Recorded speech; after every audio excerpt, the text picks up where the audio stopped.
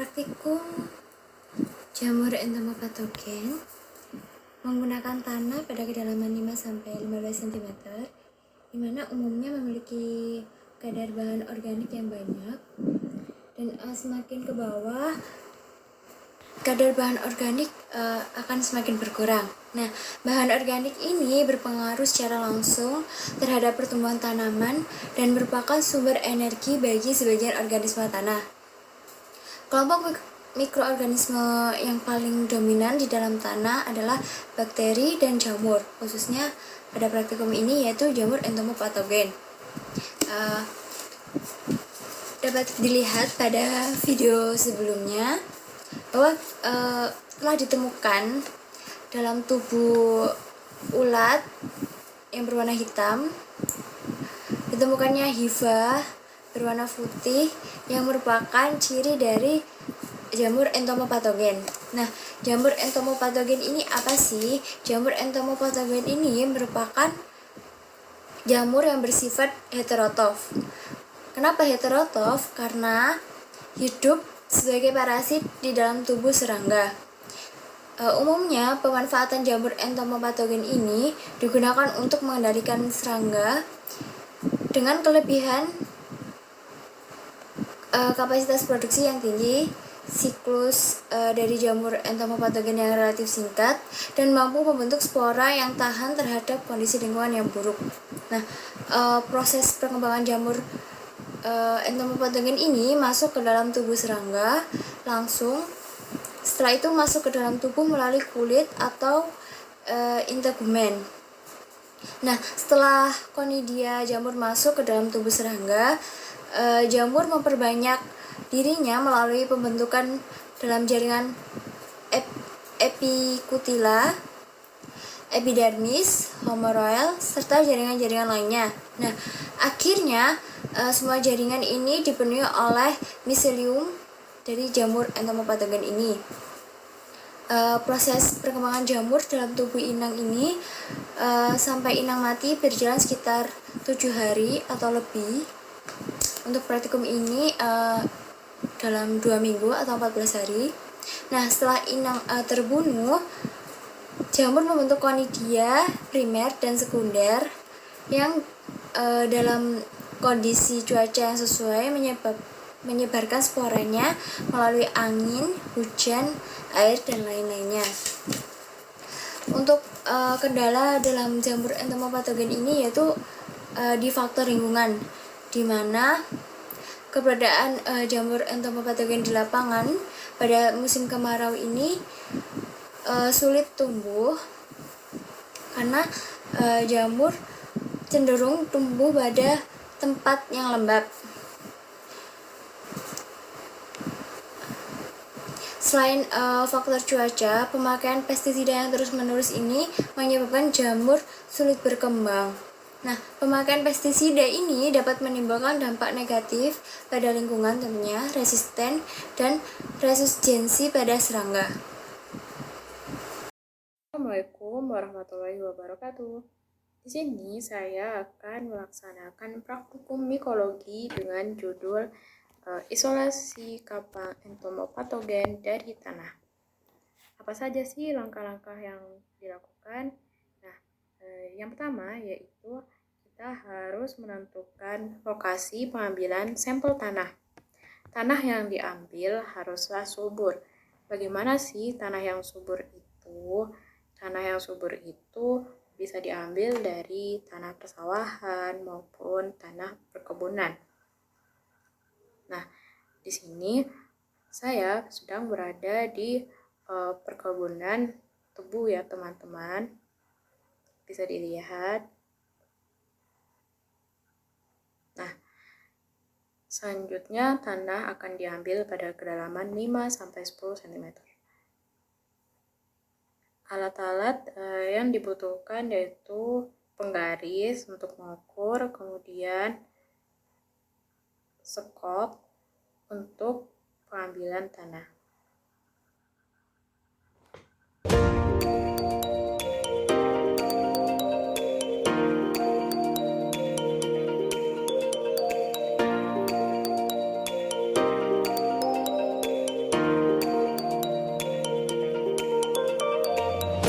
Operasi pengambilan sampel tanah yang kedua dilakukan di tanah subur dekat tanaman. Kemudian, sampel tanah yang ada di plastik dipindahkan ke dalam gelas plastik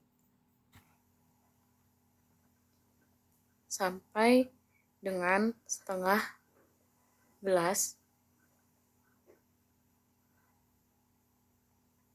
atau juga bisa menggunakan toples maupun botol sebagai wadah.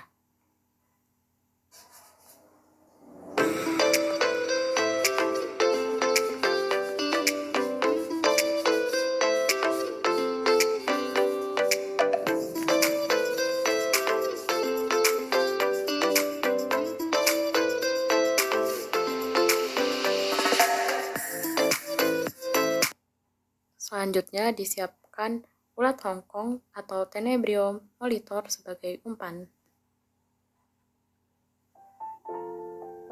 Tanah yang sudah diambil dan disimpan di gelas plastik kemudian dilembabkan dengan air secukupnya. Selanjutnya dimasukkan ulat hongkong ke dalam tanah. Ulat hongkong yang digunakan yaitu yang masih instar 3 atau ganti kulit sehingga kulitnya masih berwarna putih. Dimasukkan sebanyak 10 ekor.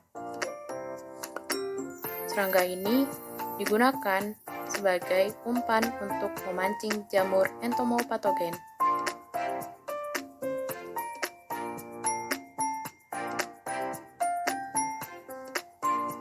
Selanjutnya, gelas ditutup menggunakan kain kasa lembab.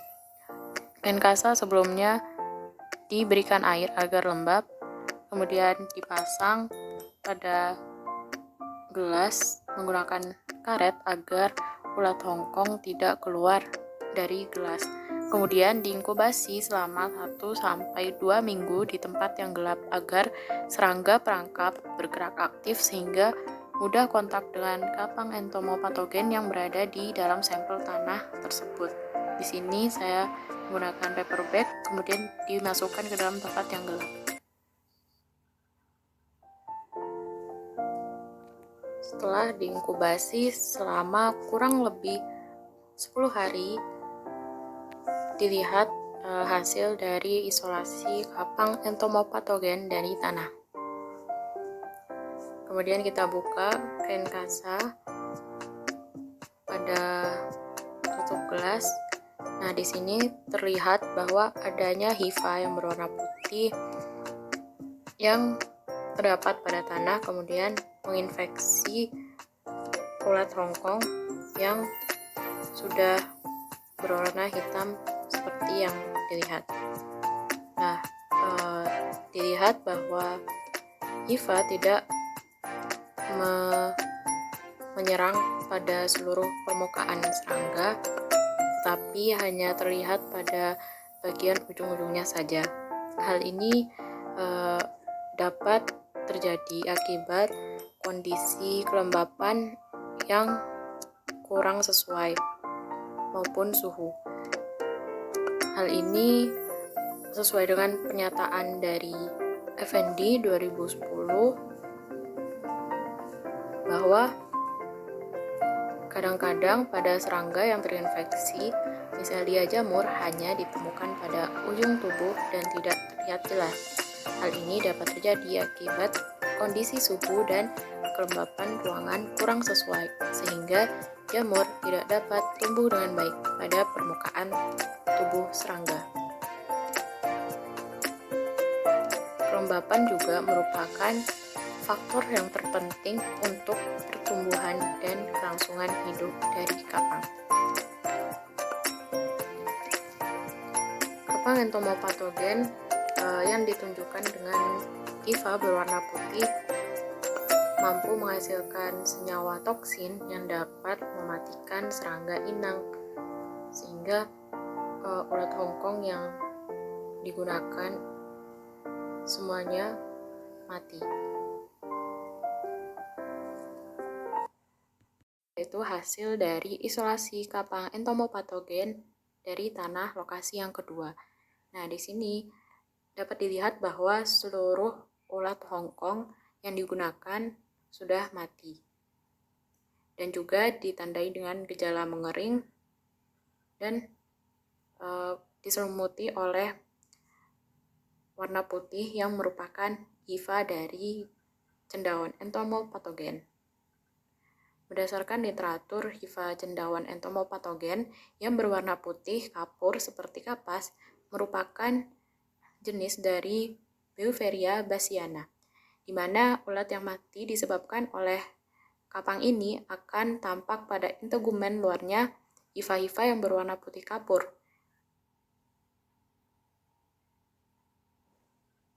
Selanjutnya yaitu identifikasi kapang entomopatogen dari tanah. Berdasarkan dari hasil praktikum yang sudah kita lakukan, yaitu menggunakan ulat Hongkong atau Tenebrio molitor. Nah, serangga yang digunakan di sini sebagai umpan dari jamur entomopatogen. Larva Tenebrio molitor ini dapat didapatkan dengan mudah pada penjual pakan burung.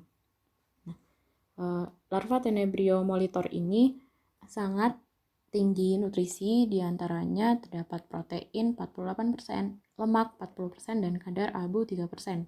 Klasifikasi dari ulat Hongkong Tenebrio molitor ini yaitu Kingdom Animalia, Phylum Arthropoda, kelas Insecta, order Coleoptera, suborder Polyphaga, family Tenebrionidae, genus Tenebrio, dan spesies Tenebrio molitor. Selanjutnya yaitu hasil praktikum. Di sini bisa dilihat bahwa dari 2 sampel tanah yang digunakan, yaitu yang pertama tanah kebun tebu dan juga tanah sekitar tanaman. Yang pertama yaitu tanah kebun tebu. Di sini terlihat adanya hifa yang berwarna putih pada permukaan tanah dan juga menginfeksi pada beberapa ulat Hongkong, sehingga ulat Hongkong tersebut mati. Selanjutnya pada sampel kedua yaitu pada tanah subur sekitar tanaman. Di sini terlihat bahwa ulat yang terinfeksi oleh jamur entomopatogen tersebut mati semua. Nah, di sini bisa dilihat bahwa jamur entomopatogen yang terlihat memiliki ciri-ciri warna koloni yang berwarna putih. Kemudian hifa dan konidianya dapat terlihat jelas, di mana konidia yang berbentuk bulat atau oval berwarna putih. Nah, berdasarkan morfologi secara visual, ini pertumbuhan cendawan yang berbentuk koloni berwarna putih seperti kapas, conidiophore fertile, cabang-cabang, dan pada bagian ujungnya terbentuk spora atau konidia. Konidia bersel satu, berbentuk bulat seperti oval hialin, berukuran 2-3 mikron. Nah, berdasarkan ciri-ciri yang dilihat secara visual, maka ciri-ciri tersebut dapat dibandingkan dengan Beauveria bassiana, di mana memiliki ciri-ciri yang sama. Nah, jamur Beauveria bassiana ini merupakan jamur mikroskopik dengan tubuh berbentuk benang-benang halus atau hifa. Hifa membentuk koloni yang disebut Micellia conidia. Micellia conidia jamur ini bersel satu, berbentuk oval agak bulat sampai dengan bulat telur dengan warna hialin berdiameter 2-3 mikrometer. Conidiophore berbentuk zigzag yang merupakan ciri khas dari genus Beauveria. Nah, miselium dari jamur Beauveria bassiana ini bersekat dengan warna putih. Jamur Beauveria bassiana mempunyai kapasitas reproduksi yang tinggi, mudah diproduksi, dan pada kondisi yang kurang menguntungkan dapat membentuk spora yang mampu bertahan lama di alam. Nah, di sini terdapat gambar hasil penelitian dari De Castro 2017 yang menggunakan ulat sebagai umpan untuk jamur entomopatogen. Nah, jamur entomopatogen yang menginfeksi ulat ini terlihat mirip dengan hasil praktikum kami, di mana jamur entomopatogen tersebut kemudian diisolasi pada media PDA. Selanjutnya, gambar C merupakan perkembangan dari jamur pada 10 hari inkubasi. Gambar D merupakan konidia yang dilihat menggunakan mikroskop elektron. Nah, begitu juga dengan gambar E dan F merupakan gambar konidia yang berbentuk bulat atau oval. Di sini terlihat jelas gambarnya. Selanjutnya, mekanisme infeksi jamur entomopatogen. Nah, mekanisme infeksi ini terjadi yang pertama yaitu adesi spora dari jamur entomopatogen yang terdapat pada tanah ke ulat Hongkong atau dari umpan pada tanah tersebut. Nah, selanjutnya terjadi produksi melanin yang diproduksi oleh serangga umpan. Selanjutnya, propagul pada integumen akan berkecambah melakukan penetrasi masuk ke tubuh serangga. Enzim ekstraseluler yang dihasilkan oleh cendawan adalah protease, lipase, amilase, dan kitinase yang berfungsi sebagai perombak struktur dinding sel yang tersusun dari protein, lemak, karbohidrat, dan kitin. Nah, setelah cendawan ini berhasil penetrasi pada bagian kutikula, selanjutnya akan mengkolonisasi inang. Sejumlah hifa dan konidia yang masuk ke dalam tubuh serangga beredar melalui aliran hemolimfa dan menyebar menuju organ dan jaringan-jaringan di dalam tubuh serangga. Hifa di dalam tubuh serangga akan berkembang dan memperbanyak diri dengan menyerap cairan tubuh serangga. Apabila hifa telah menemukan organ dan jaringan-jaringan sasarannya, selanjutnya sejumlah hifa akan berkembang membentuk blatospora yang akan menyebar secara cepat ke seluruh jaringan.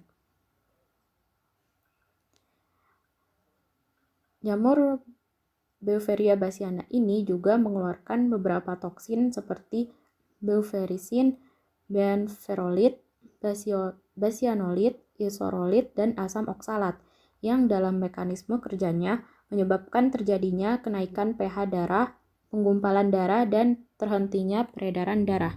Di samping itu, cendawan ini juga menyebabkan kerusakan jaringan secara mekanis seperti saluran pencernaan, otot, sistem saraf, dan sistem pernapasan. Nah, akibat dari seluruhan proses tersebut, maka serangga akan mati.